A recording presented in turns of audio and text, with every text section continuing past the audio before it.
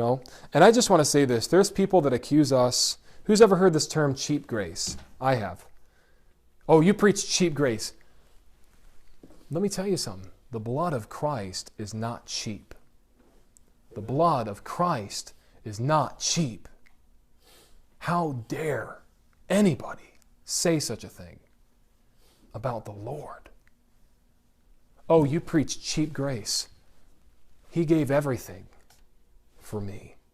Amen. He gave everything for you. Oh, you teach that it's easy to be saved. Yeah, because Jesus did the hard part. When he cried out, "It is finished," it was done. It was done. My sin was paid for. They took his body down, they buried it, but that third day he rose again from the dead.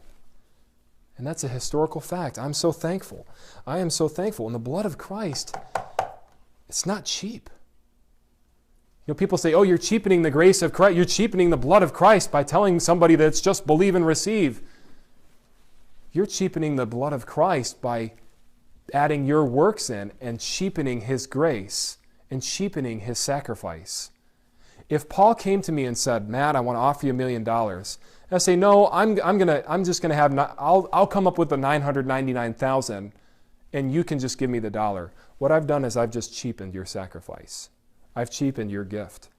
So when people say, oh, you preach cheap grace, your church preach, all you young people, and I love it when people say that because we're filled with young people here.